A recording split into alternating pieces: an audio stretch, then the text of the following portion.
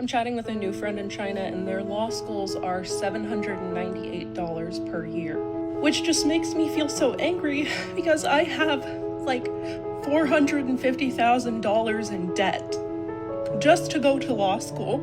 And I'm explaining. At the beginning of this year, during the China-U.S. netizens fact-checking showdown, this video drew a lot of comments.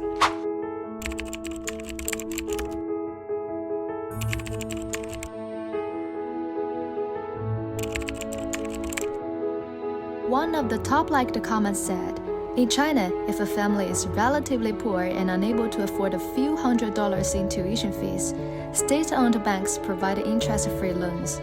This comment resonated with many Chinese netizens. What's the real situation in China? I'm curious too. So now let's go hear what Chinese college students have to say. 您是什么专业的？财务管理的，经济学，应用统计。智慧养老康复与服务管理。数学师范。这大学学费是多少一年？一年5000多块钱，一年5000左右，大概5000左右吧。一学年是8000。免费。所有都免费。对。住宿费的？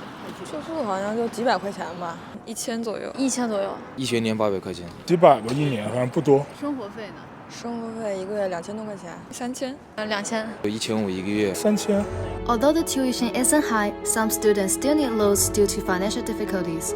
Will this become a burden for them? 我有一个朋友也是家里面比较困难的，但是他申请助学贷款非常的顺利，没有遇到什么样的阻碍，而且助学贷款已经能够覆盖他的学费和生活的开支了。While individual experiences vary, the overall comparison is even more striking. According to the U.S. Education Data Initiative, in 2023, the average annual tuition for U.S. universities was $36,400. When factoring in on-campus living expenses, the total cost exceeds $50,000 per year. As a result, student loans have become one of the fastest growing type of debt for American households. In a country with 340 million people, more than 45 million hold student loan debt, with outstanding balances exceeding $1.7 trillion.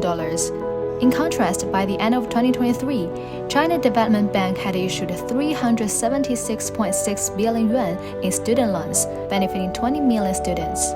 It's important to note that China's student loans are interest-free, with principal repayment deferred for 1 year. Meanwhile, in the U.S., undergraduate student loans carry a 5.5% interest rate, and it typically takes students 20 years to repay their debt, with 1/3 of borrowers never fully paying it off.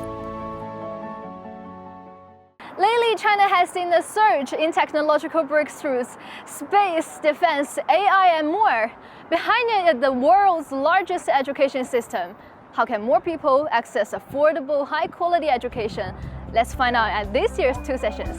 The 2 sessions are the annual meetings of China's top legislature, the National People's Congress, and the top political advisory body, the National Committee of the Chinese People's Political Consultative Conference. Simply put, the NPC is similar to the U.S. Congress, while the CPPCC is more like a think tank or bipartisan advisory body.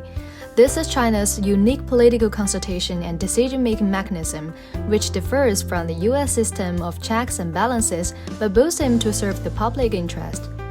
At the 2 sessions, China's premier delivers the annual government work report. If you look through the reports from recent years, you'll see that making education affordable for children has always been a key concern for Chinese government.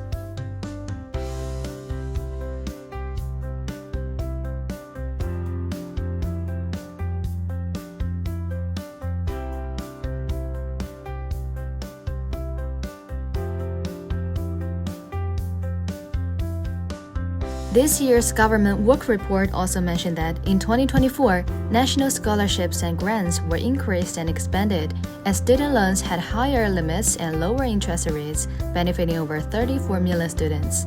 China's inclusive education system ensures fairness from kindergarten to university, supporting young people at every stage of their growth. We have subsidized launch programs, affordable school buses, and cheap textbooks.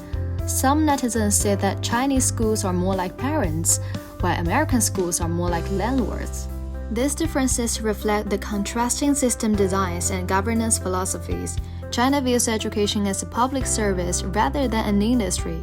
While its impact on GDP may not be immediately visible, China is willing to invest in long-term social benefits, even if it takes 30 years to see the results. 不让每一个学生因为贫困失去了他出彩的一个机会。我们真的还是从我们每一个我们人民的角度来出发的。